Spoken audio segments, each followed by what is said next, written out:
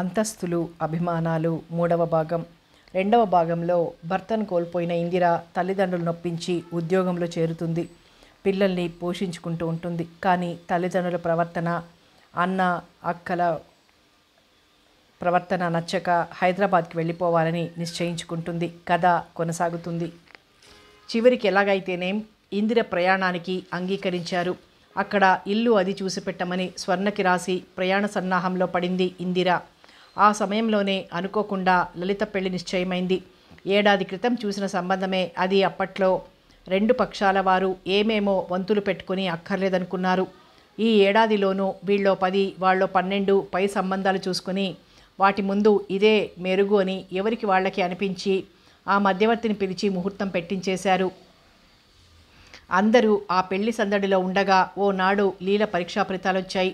రోజు అందరికంటే ముందు పేపర్ అందుకుని ఆత్రంగా చూసుకునే లీల అవాళ కూడా చూసి పేపర్ బల్ల మీద గిరాటేసి వెళ్ళి ఏడుస్తూ పడుకుంది.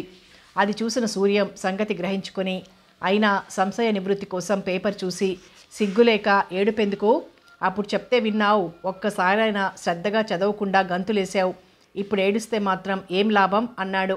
పరీక్ష ఫెయిల్ అవడం అంటే ఏమిటో తనకి తెలియనట్లు. దాంతో లీల ఏడుపు మరీ ఎక్కువైంది. చివరికి అందరూ వచ్చి కాసేపు బ్రతిమాలి ఓదార్చారు. నేను నాతో తీసుకువెళ్తున్నాగా, బాగా పాఠాలు చెప్పి వచ్చే ఏడు పాసు చేయించే బాధ్యత నాది అని ఇందిర ధైర్యం చెప్పిన తర్వాత కళ్ళు తుడుచుకొని లేచి కూర్చుంది లీల. లలిత పెళ్ళి అవగానే తండ్రిని సహాయం తీసుకుని పిల్లల్ని లీలని వెంటబెట్టుకొని హైదరాబాద్ ప్రయాణమైంది ఇందిర. అర్థం లేని అభిమానంతో పౌరుషంతో అయిన వాళ్ళందరికీ దూరంగా వచ్చేస్తున్నాను. ఇక్కడ జీవితం ఎలా ఉంటుందో, భవిష్యత్తు ఎలా ఉంటుందో. ధైర్యం చేసి వచ్చినందుకు కాస్త బాగుపడితే సంతోషించేవారు నలుగురే ఉంటారు. ఇంకో విధంగా జరిగితే హేళన చేసేవారు, చెప్పేవారు, దెప్పేవారు 10 మంది ఉంటారు. ఏం జరగబోతోందో ఆలోచనలతోనే రాత్రంతా గడిపిన ఇందిర తెల్లవారి స్టేషన్లో నవ్వుతూ భర్త పక్కన నిలబడిన స్వర్ణని చూడగానే ఆ భయాలు, అనుమానాలు అన్నీ తీరిపోయినట్లయి సంతోషంగా రైలు దిగింది. ఇందిర పెదవుల మీద చిత్రమైన చిరునవ్వు మెరిసింది. ఆ గతమంతా గుర్తుకు తెచ్చుకుంటుంటే ఒక్కసారి సిగ్గుతో, అభిమానంతో మనసు కుచించుకుపోయి, నిజంగా నేనేనా ఆ మాటన్నది, ఆ పని చేసింది నేనేనా అనిపిస్తుంది. మరోసారి తన ప్రయోజకత్వానికి గర్వంతో వెన్నువిరుచుకుని తిరగాలనిపిస్తుంది. ఈ హైదరాబాద్ ప్రయాణం మాత్రం తన జీవితంలో మరువలేని మలుపుని సృష్టించింది. ఇక్కడికి వచ్చినందుకు తనేనాడు పశ్చాత్తాపపడలేదు.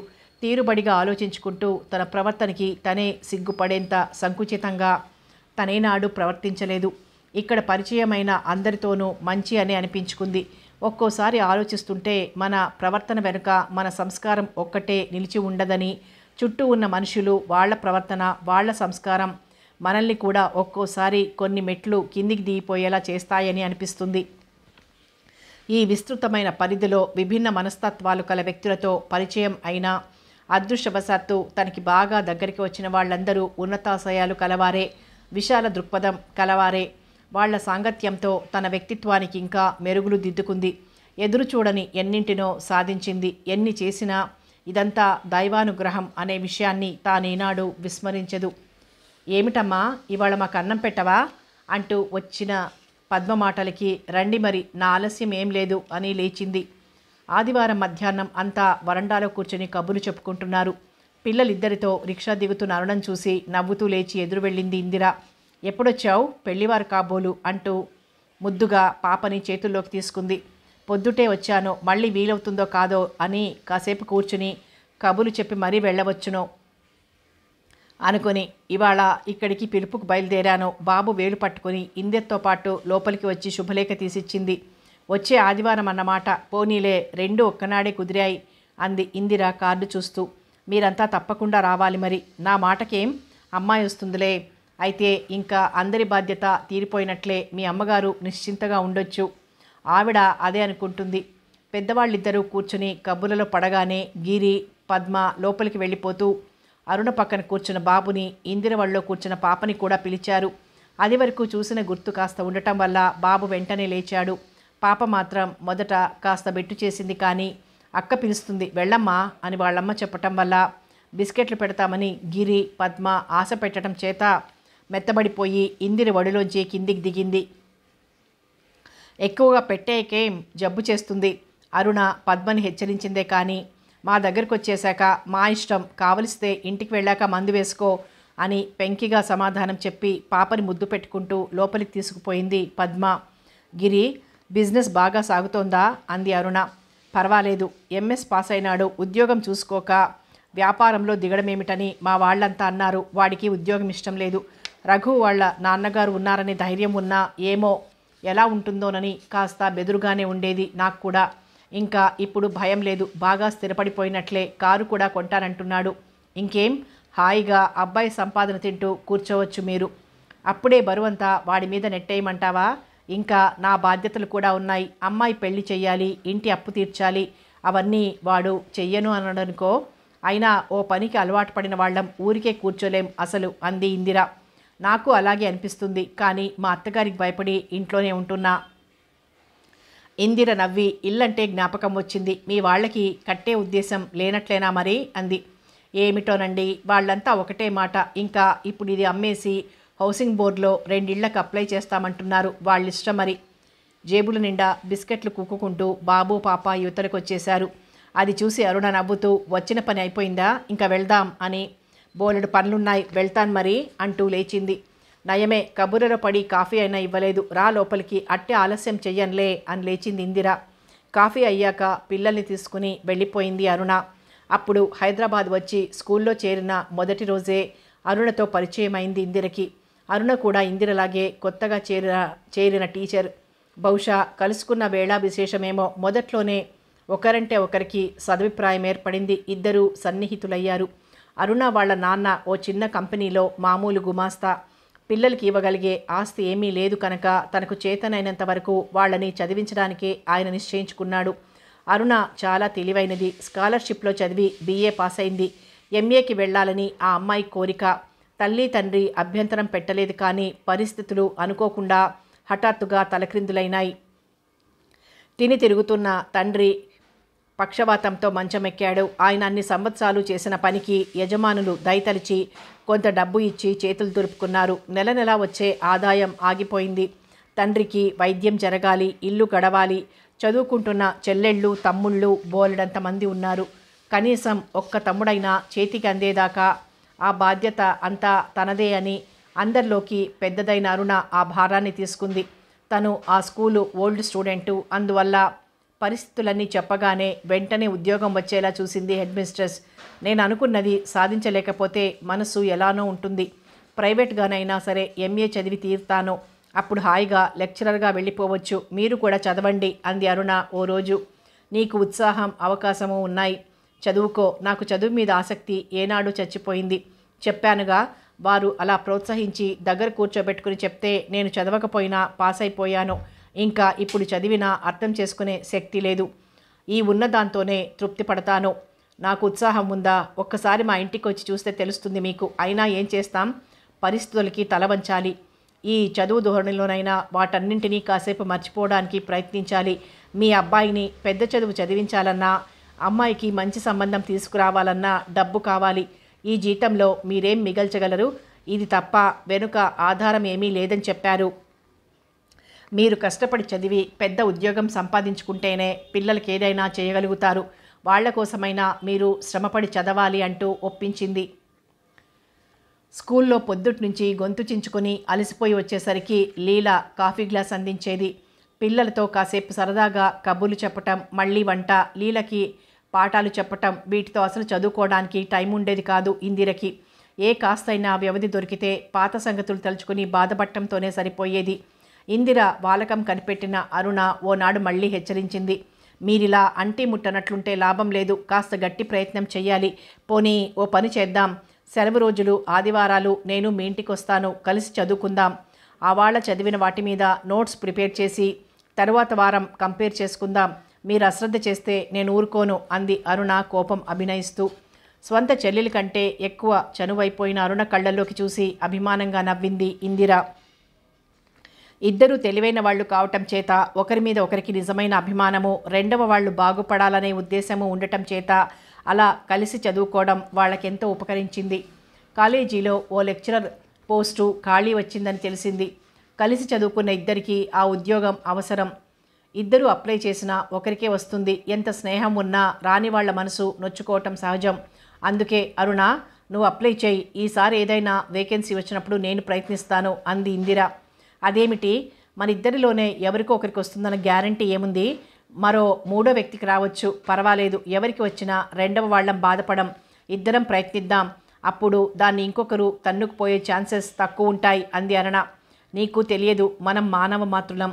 ఎంత చదువు సంస్కారము ఉన్నా ప్రతి మనిషిలోనూ అనేక రకాల అసూయ ద్వేషాలు పొంచి ఉంటాయి. సమయం చూసుకుని అవి తల ఎత్తుతాయి. మనిద్దరి మధ్య ఎలాంటి భేదాలు రావటం నాకు ఇష్టం లేదు. లేకపోయినా నా పిల్లలు ఇంకా చిన్నవాళ్ళు. మీ వాళ్ళు అందరూ పెద్ద చదువులకి అందుకుంటున్నారు. మీ కుటుంబం పెద్దది. ఈ ఉద్యోగం నాకంటే నీకే ఎక్కువ అవసరం. అప్లై చెయ్యి. మా స్వర్ణ మామగారికి ఎవరైనా తెలుసునేమో కనుక్కుందాం. ఈసారి నేను అప్లై చేస్తాలే అని బలవంతం చేసి పెట్టించింది. అనఫీషియల్గా స్వర్ణ ద్వారా సమాచారం అందుకున్న ఇందిర ఆర్డర్ రాకముందే అరుణ వాళ్ళ ఇల్లు ఎత్తుక్కుంటూ వెళ్ళి అభినందించింది. ఎన్నిసార్లు పిలిచినా ఎక్కడికి రాని మీరు ఇలా హఠాత్తుగా రావడం చూస్తూనే అనుకున్నాను ఏదో విశేషం ఉందని. అయినా ఇందులో నా ప్రయోజకత్వం ఏం లేదు. ఇది మీరు దారాదత్తం చేసిన అదృష్టం అంది అరుణ ఇందిర 2 చేతులు పట్టుకొని. అమ్మ ఎప్పుడు మీ గురించే చెప్తూ ఉంటుంది. ఇంట్లో బాధలు, నా ఏడుపు, వీటితో గుండె చెదిరిపోయిన తను మీ కథ విని ఎంతో ధైర్యంగా బ్రతకటం నేర్చుకున్నానని అంటుంది అంది అరుణ తల్లి. నాకు నిజంగా ఒక్కోసారి పిచ్చెత్తిపోయేదనుకోండి మా గొడవలతో. అరుణ మాట పూర్తి కాకుండానే నా ధైర్యాన్నే మెచ్చుకోవాలి. నన్ను కూర్చోబెట్టి చదివించింది నువ్వు కాదు అంది ఇందిర. ఇందిరని లోపలి గదిలోకి తీసుకువెళ్ళి తండ్రిని పరిచయం చేసింది అరుణ. నీ మేలు ఎప్పటికీ మర్చిపోలేమమ్మా అన్నారు. ఆయన శుష్కించిపోయిన మొహంలోకి కొత్త కాంతి వచ్చింది. మీరు పెద్దవారు, అంత మాట అనకండి అంది ఇందిర ఎలాగో అయిపోతూ. నిజమే, నా కూతురు లాంటి దానివి. నిన్ను ఆశీర్వదిస్తున్నాను. భగవంతుడు నిన్ను నీ పిల్లల్ని చల్లగా చూస్తాడు అన్నాడు. అనిర్వచనీయమైన అనుభూతితో ఆయన కళ్ళు, ఇందిర కళ్ళు కూడా చెమర్చాయి. కాసేపు కూర్చొని అందరి దగ్గర సెలవు తీసుకుని ఇంటికి వచ్చేసింది ఇందిర. అనుకోకుండానే తరువాత సంవత్సరం మరో అవకాశం వచ్చింది. ఆ లెక్చరర్ భర్తకి ఢిల్లీలో పెద్ద ఉద్యోగం వచ్చి ఆవిడ అతనితో వెళ్ళిపోతూ ఇది రిజైన్ చేసింది. స్వర్ణ మామగారు తనకి చేస్తున్న సహాయానికి నిండు మనసుతో మరోసారి కృతజ్ఞత తెలుపుకుంది ఇందిర. అసలు ఆవిడ వెళుతుందని మేమెవరం అనుకోలేదు మొదట. మీకోసమే వెళ్ళినట్లుగా ఉంది అంది అరుణ సంబరపడుతూ. జీవితం ఊహించిన కంటే ఆశించిన కంటే సంతోషంగా తృప్తిగా గడిచిపోతోంది. ఈ ఊరిలో ఉద్యోగంలో చేరిన మొదటి రోజునే ఇందిరలో ఒకలాంటి ఆత్మస్థైర్యం కలిగి, ఇది నా ఊరు, ఇది నా ఇల్లు అనే భావం కలిగి, తల్లి తండ్రి అంతా పరాయివారన్నట్లు అనిపించసాగింది.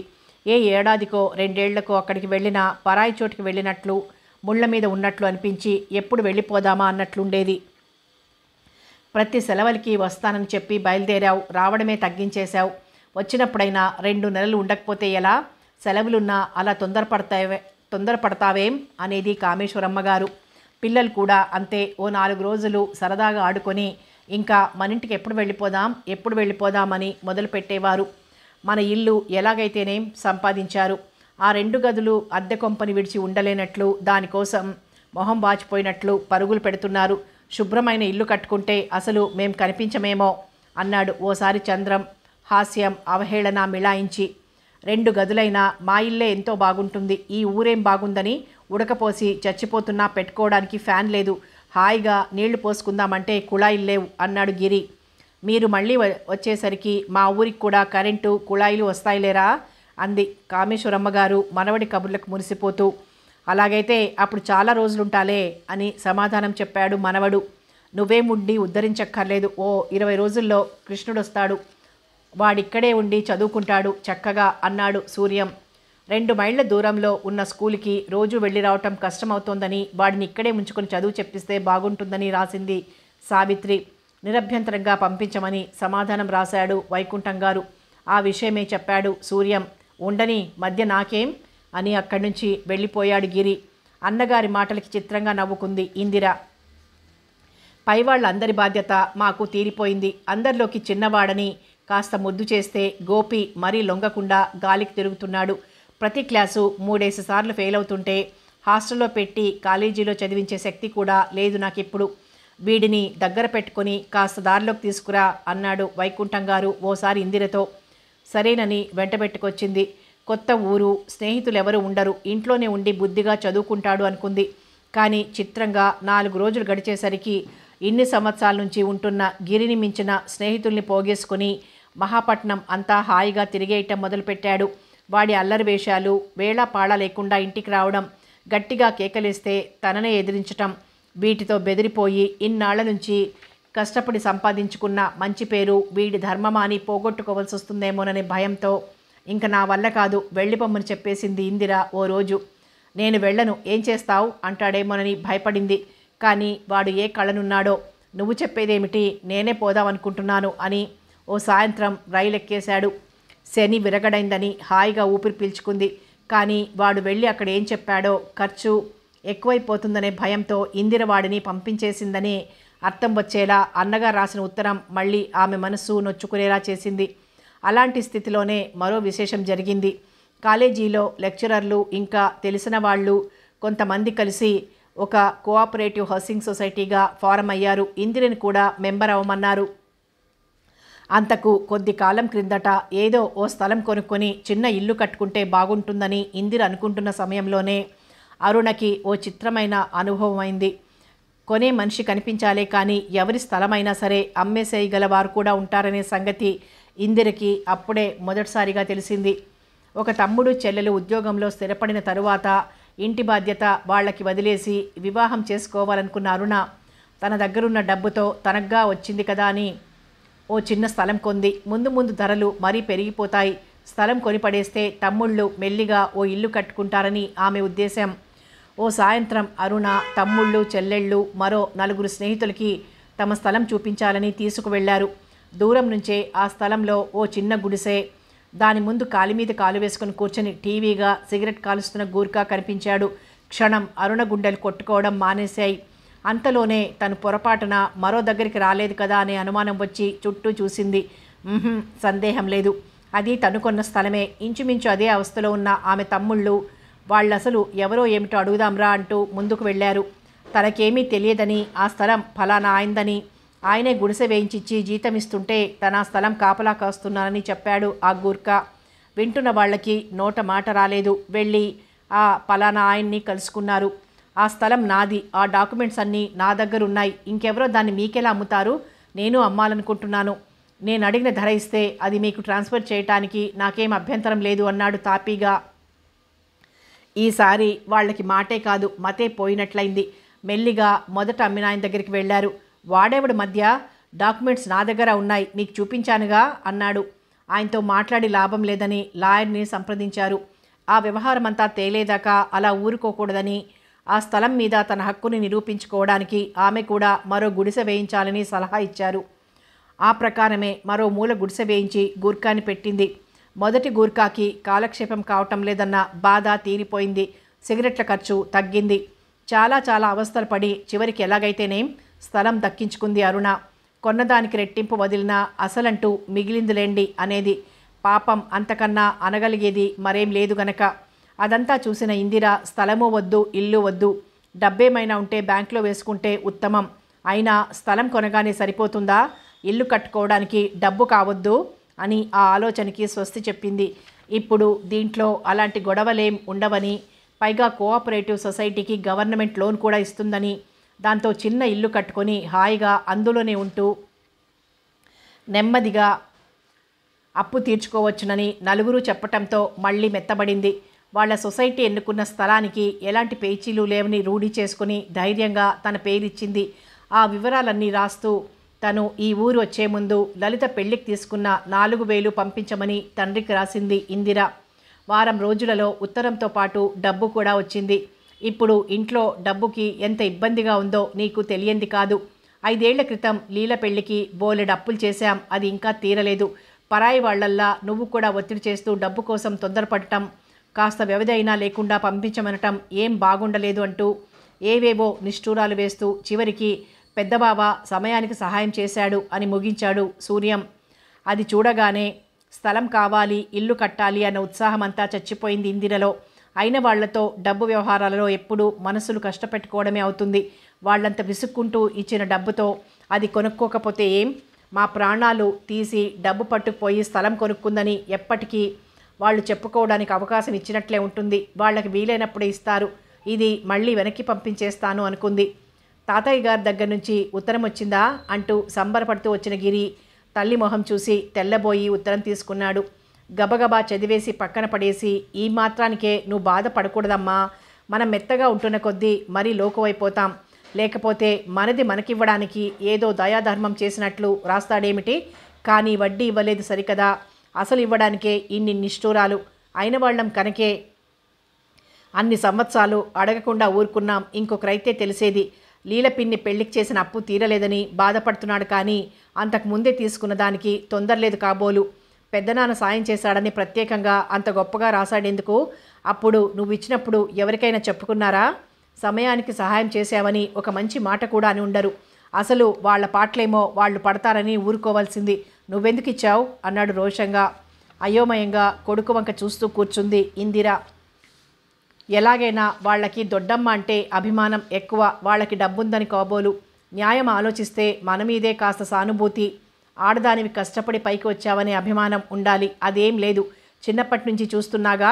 ప్రతిదానికి కృష్ణుణ్ణి వాళ్ళని గొప్ప చేయటం, నన్ను పద్మని చిన్నబుచ్చటం. గిరి గొంతులో బాధ గుర్తించిన ఇందిర మెల్లిగా వాడి తలనిమురుతూ, పోన్లే బాబు, దానికంత ఇదవుతావెందుకు?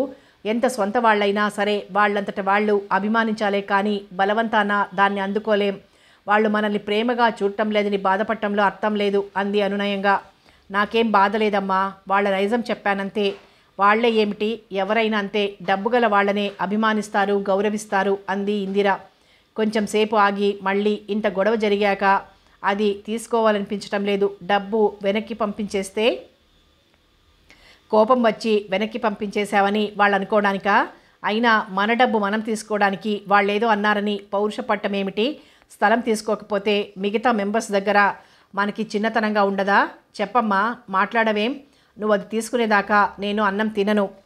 ఏం చెయ్యాలో నిర్ణయించుకోలేక అటూ ఇటూ ఊగుతున్న ఇందిర మనసు కొడుకు మాటలు వింటూ వాడి ఖిన్న వదనం చూసేసరికి ఎలాగో అయిపోయింది. ఇది వీళ్ళ నాన్నగారి కష్టార్జితం. ఈ విషయంలో ఇలా మాట్లాడగలిగే హక్కు వీడికుంది. వీడిని చిన్నబుచ్చటం న్యాయం కాదు అనిపించింది. అలాగేలే, రేపు నీకు కాలేజీ లేదన్నావుగా, ఇద్దరం వెళ్ళి కట్టి వద్దాం అంది కొడుకుని దగ్గరకు తీసుకుని అభిమానంగా నవ్వుతూ. తరువాత 4 నెలల్లో తండ్రి దగ్గర నుంచి వచ్చిన 2-3 ఉత్తరాలు మరీ పొడిగా కేవలం ఇందిర ఉత్తరానికి జవాబుగా మాత్రమే ఉన్నట్టు అనిపించి, ఈ డబ్బు గొడవతో వాళ్ళకి మరీ దూరమైపోలేదు కదా అనుకుంది ఇందిర. ఓ రోజు సావిత్రి కూతురు పెళ్లి శుభలేఖ వచ్చింది. తప్పకుండా రావాలంటూ సావిత్రి విడిగా ఉత్తరం కూడా రాసింది. పెళ్ళిళ్ళకి శుభకార్యాలకి వెళ్ళాలని చూడాలని ఉత్సాహం లేకపోవటం వల్ల స్వంత చెల్లెలు తమ్ముడు అయినా లీల పెళ్లికి చంద్రం పెళ్లికి వెళ్ళలేదు. తనక్కడ ఉండగా నిశ్చయమైంది. వచ్చేస్తే బాగుండదని లలిత పెళ్లికి ఉండిపోయింది. కానీ బంధువులందరూ ఉన్న 4 రోజులు గదిలోంచి యువతలకే రాలేదు. ఏ సమయంలో తన కళ్ళు చెమరుస్తాయో అని, దానికేం అశుభం కలిగిస్తాయో అన్నట్లు ఎవరితో మాటైనా ఆడకుండా పుస్తకం చదువుకుంటూ కూర్చుంది. ఇప్పుడు ఈ పెళ్లికి మాత్రం వెళ్ళేదేమిటి అనుకొని ఆ రోజుకి అందేలా శుభాకాంక్షలు బహుమతి పంపింది. గట్టిగా రావాలనుకుంటే 4 రోజులు సెలవు దొరకదా?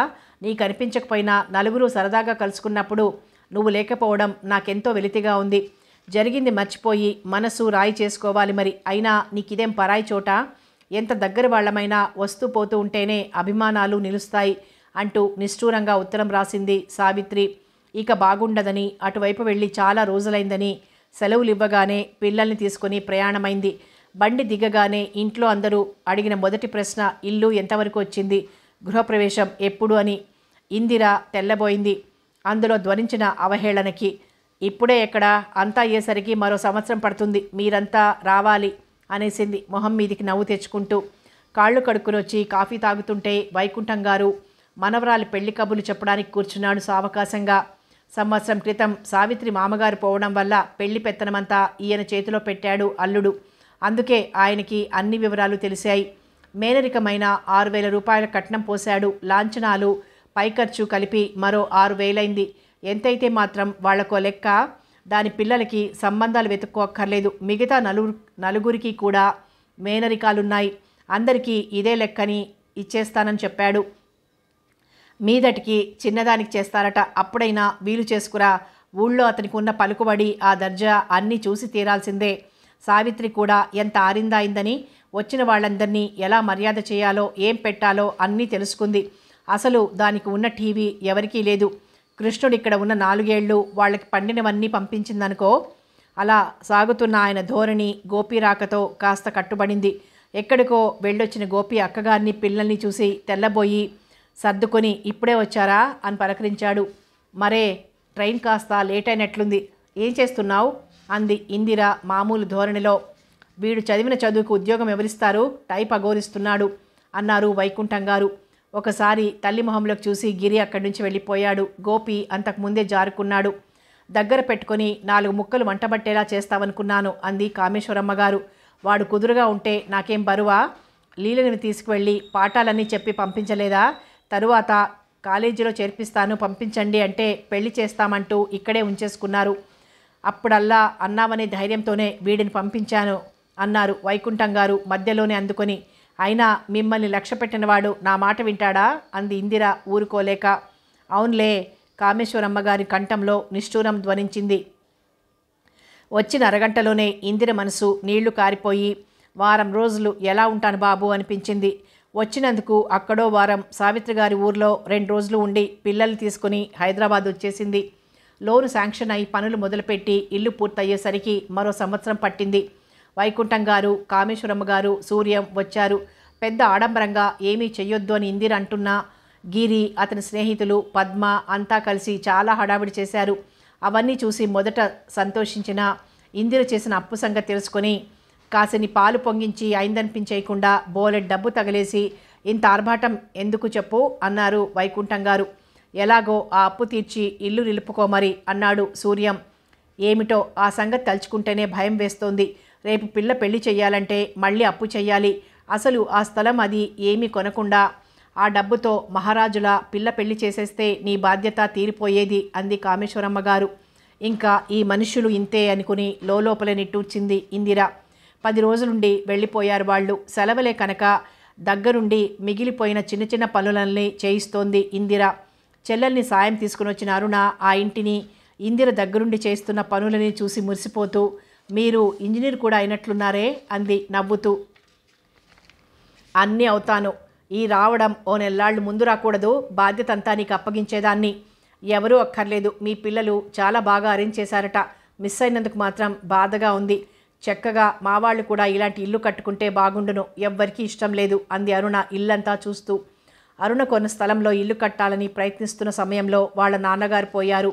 ఎప్పటినుంచో తీసుకుంటున్న ఆయన పోవడానికి ఈ స్థలానికి ఏం సంబంధం లేదని అరుణ సరిపెట్టుకుంది. మిగతా వాళ్ళంతా అందుకు వ్యతిరేకం. గిరి ఎంఎస్సి పరీక్షలు కాగానే ఇంక తర్వాత ఏం చేయాలా అనే ఆలోచనలో పడింది ఇందిర. ఆ ఆలోచన తెగకుండానే ఓ రోజు గిరి, నేను, రఘు, వాసు కలిసి బిజినెస్ చేద్దామనుకుంటున్నాం అన్నాడు. వ్యాపారానికి బోలెడు పెట్టుబడి కావద్దు అంది ఇందిర. కొడుకు ఇప్పటి నుండే అప్పుల్లో దిగుతానంటాడేమో అని భయపడుతూ. అదంతా రఘు వాళ్ళ నాన్నగారు చూసుకుంటారు. మేం ముగ్గురం వర్కింగ్ పార్ట్నర్స్ అన్నమాట. వాళ్ళ ముగ్గురి స్నేహం ఎలాంటిదో ఇందిరకి తెలుసు. అయినా ఏమిటో అంతా అయోమయంగా అనిపించింది ఆమెకి. మాకు సలహాలు ఇవ్వడానికి, సహాయం చేయడానికి వెనకాల ఆయన ఉంటారు, నువ్వేం భయపడకు అంటూ ఆ వివరాలన్నీ చెప్పి తల్లి నొప్పించాడు గిరి. అలా మొదలైన వ్యాపారం ఈ 2 ఏళ్లలో బాగా వృద్ధి పొందింది. కొడుకుని గురించిన చింత ఆమెకి ఏమీ లేదిప్పుడు. ఏమిటమ్మా నీలో నువ్వే నవ్వుకుంటున్నావు అడిగింది పద్మ. నీ గురించే. అంటే ఈ 7 చదువైపోయాక దానికంత ఆలోచన ఎందుకు? నేను ఎంఎస్సి చదువుతాను అంది పద్మ. నాకు తెలుసు అన్నాడు గిరి. ఓహో అదా సంగతి అన్నగారిని వెక్కిరించింది పద్మ. ఏమిటి? నువ్వు చెప్తే నేను చెప్తాను. సరే బాగుంది ముచ్చటగా నవ్వింది ఇందిర. అనుపమ వస్తుందో రాదో అనుకుంటూనే ముస్తాబవుతున్న పద్మ గేటు చప్పుడు విని వెళ్ళింది. ఎడం చేతి కింద నుంచి కొంగు తీసుకుని తల మీద మొహం మీద పడిన చినుకులని నెమ్మదిగా అద్దుకుంటూ వస్తున్న అనుపమను చూసి, అయ్యో బాగా తడిశావా? అయినా కాలం కాని కాలంలో వారిని వెంటబెట్టుకుని వచ్చావేమిటి అంది వరండా గ్రిల్ తలుపు తెరుస్తూ. నేను వెంటపెట్టుకు రాలేదులే, మీ ఇంటికి నాకంటే ముందే వచ్చిందిగా, త్వరగా రా అంటూ నాకు అన్నిసార్లు చెప్పి నువ్వింకా ఇలాగే ఉన్నావా అంటూ లోపలికి వచ్చింది. నాకెక్కువ ఆలస్యం ఏం లేదు, అయిపోయిందిలే. చీర మార్చుకోవాలనుకుంటుంటే నువ్వు వచ్చావు. మరి వానగా ఉందిగా. ఏం బానా? 4 చినుకులేగా, రిక్షాలో వెళ్ళిపోదాం, త్వరగా తెములు అనుపమ అంటుండగానే వాన ఎక్కువై దడదడ కురవడం మొదలుపెట్టింది. ఇద్దరు మొహాలు చూసుకుని చిన్నగా నవ్వుకున్నారు. వెదవ్వాన ప్రోగ్రాం అంతా పాడు చేసింది. నేను బయలుదేరేసరికి మబ్బు కూడా లేదు అంటే అసలు రాకనే పోదును. అనుపమ నిరాశపడిపోయింది.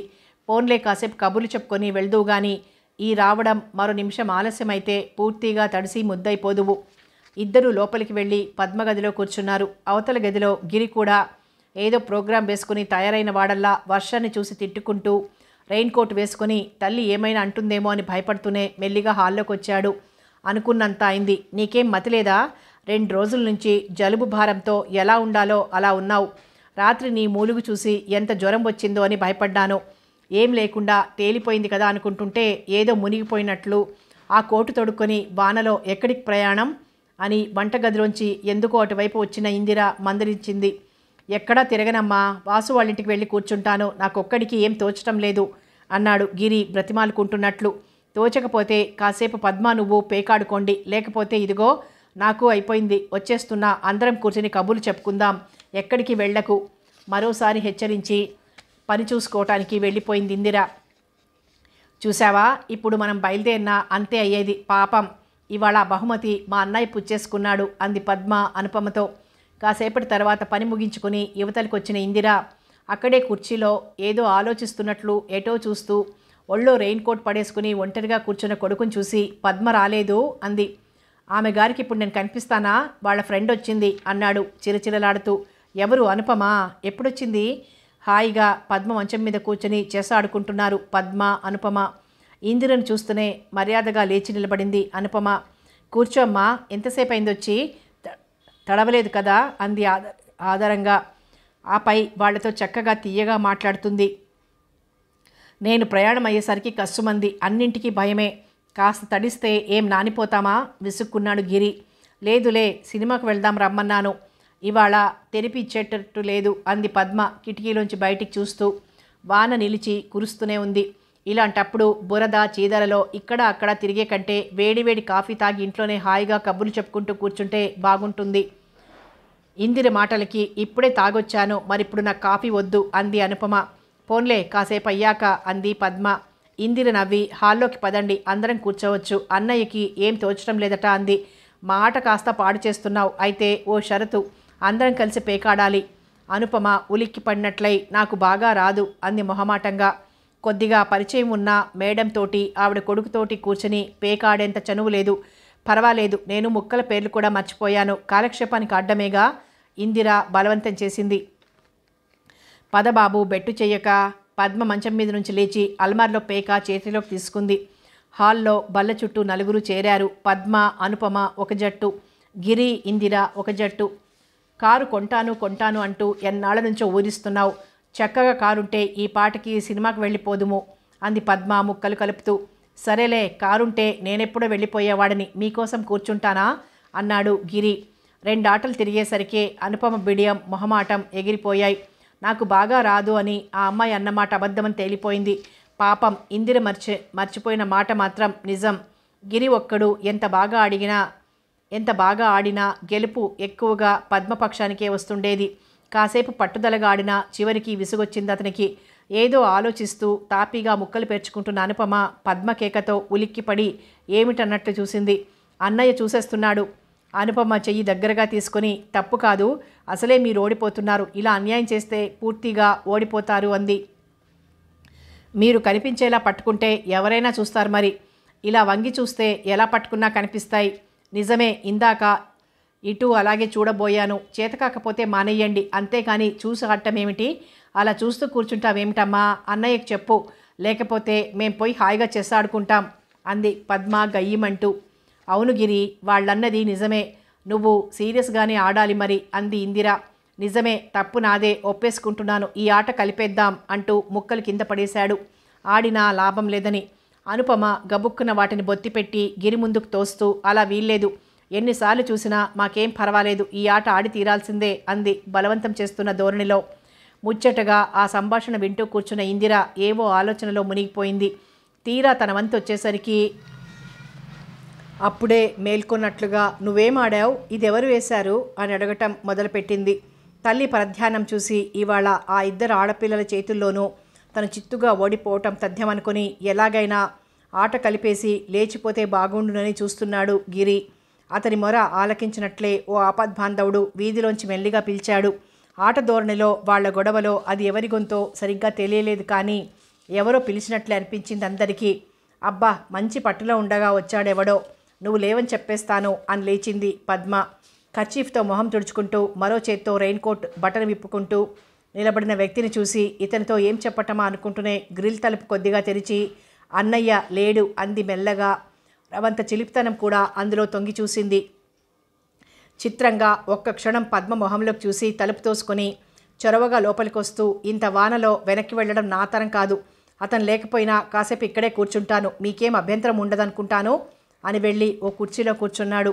రాబోతున్న నవ్వుని బలవంతాన్ని అణిచిపెట్టుకొని వెనక్కి తిరగబోయింది పద్మ.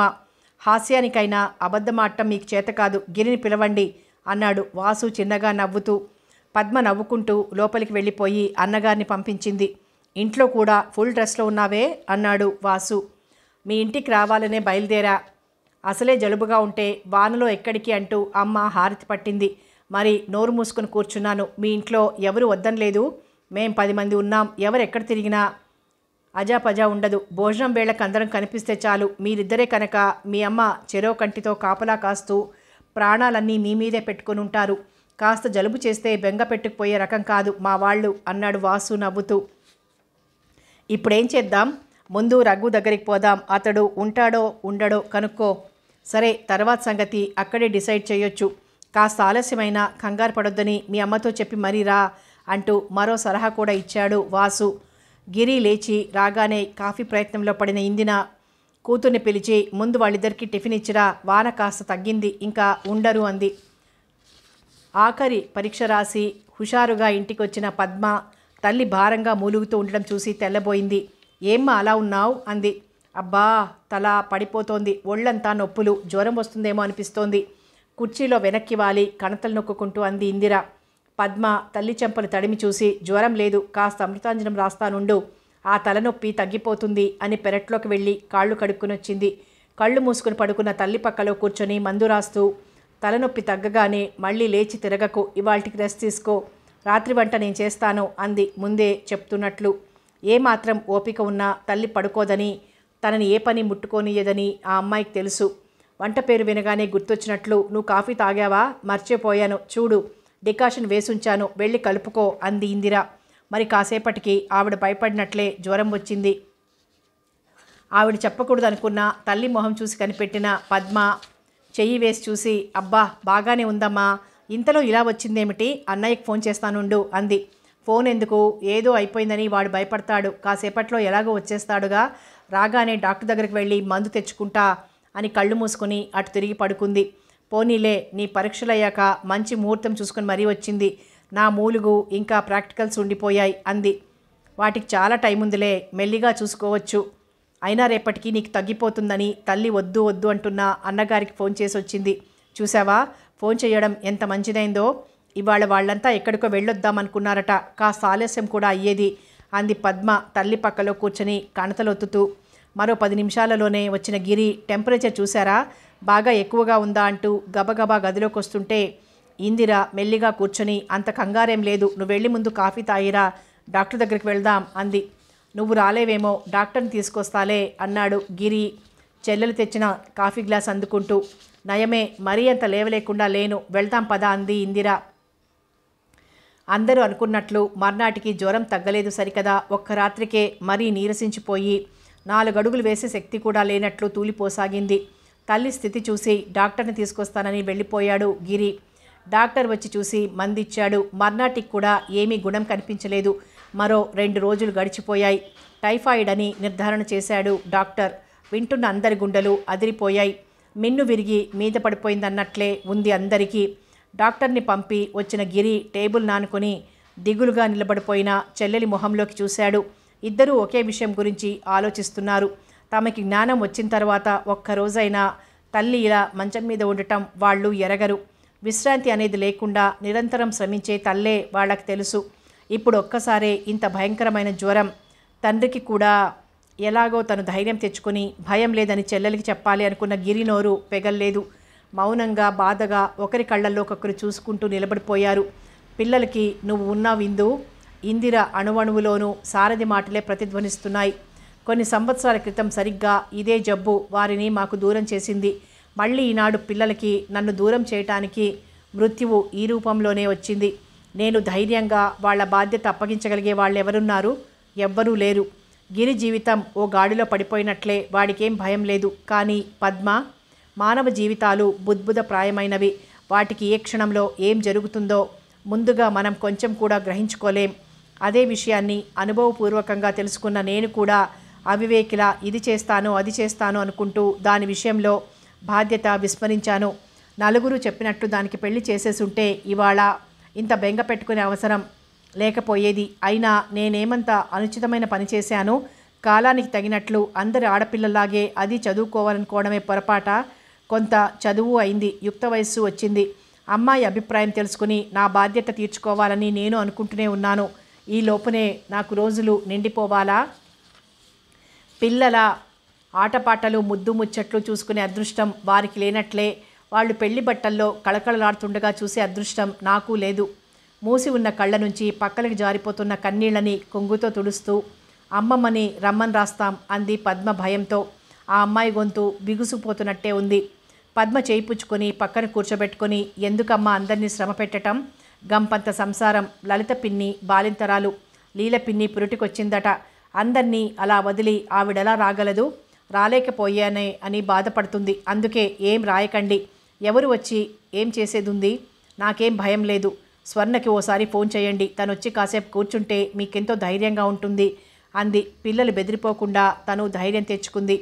గిరి వెళ్ళి స్వర్ణకు ఫోన్ చేసి ఓ గంటలో వస్తానందంటూ తల్లి మంచం పక్కనే కూర్చున్నాడు. మళ్ళీ ఒకసారి అనుపమికి కూడా చెప్పిరా, ఆ అమ్మాయి వస్తే పద్మకి కాస్త కాలక్షేపం అవుతుంది అంది ఇందిర. దిగులుగా నిశ్శబ్దంగా ఉన్నట్లున్న వాతావరణానికి స్వర్ణ రాకతో ఒక్కసారిగా చైతన్యం వచ్చినట్లయింది. ఏమిటిది? పిల్లల్ని మరీ హడలుగొట్టేస్తున్నారట. గలగలా మాట్లాడుతూ కుర్చీ మంచం దగ్గరగా జరుపుకొని కూర్చుంది. ఇంట్లో పెద్దవాళ్ళెవరూ లేకపోవడంతో మరీ బెదిరిపోతున్నారు. మా వాళ్లకు ఉత్తరం రాసినా మా అమ్మ పెద్దది, రాలేదు, చెయ్యలేదు. ఊరికినే వాళ్ళని కంగారు పెట్టడం ఎందుకని వద్దన్నాను అంది ఇందిర. ఏం అక్కర్లేదు. ఇంత ఊరుండగా మిమ్మల్ని చూసుకునే వాళ్లే ఉండరా? నేను రోజూ వస్తుంటాను, కావలిస్తే రాత్రిళ్ళు కూడా పడుకుంటాను, సరేనా అంది పద్మవంక చూసి ధైర్యం చెప్తున్నట్లు. మీరలా మాట్లాడుతుంటేనే మాకెంతో ధైర్యంగా ఉంది అంది పద్మ. అయినా భయం ఎందుకు? మందులు లేవా? డాక్టర్లు లేరా? మీ నరసమ్మని ఇక్కడే ఉండిపోమ్మనండి. పోనీ నీకు మీ అమ్మకి కూడా సాయంగా ఉంటుంది. చాలాసేపు అలా కబుర్లు చెప్పి రాత్రి ఫోన్ చేస్తాను, రేపు మళ్ళీ వస్తానంటూ వెళ్ళిపోయింది స్వర్ణ. అనుపమకి చెప్పి రావటానికి గిరి బయలుదేరబోతుంటే ఆ అమ్మాయే వచ్చింది. మీకోసమే రావాలనుకుంటున్నాను అన్నాడు గిరి కారు దిగి. అతని మొహం చూసి తెల్లబోయి ఎందుకు అని అడగబోతుంటే, అమ్మకి జ్వరం, పద్మ ఒక్కతే మరి పిచ్చితనంలా కూర్చుంటోంది, కాస్త కాలక్షేపమైనా అవుతుందని మిమ్మల్ని రమ్మని చెప్పాలని వస్తున్నాను అన్నాడు గిరి. ఎప్పటి నుంచి? బాగా ఎక్కువగా ఉందా అంది అనుపమ అతనితో పాటు లోపలికొస్తూ. ఎక్కువగా ఏం లేదనుకోండి, టైఫాయిడ్, భయపడటం సహజం కదా. అనుపమ మాటలు వినిపించి యువతలకొచ్చింది పద్మ. ప్రేమగా ఆ అమ్మాయి భుజం మీద చేయి వేసి ఇందిర గదిలోకి నడిచింది అనుపమ. కథ కొనసాగుతుంది.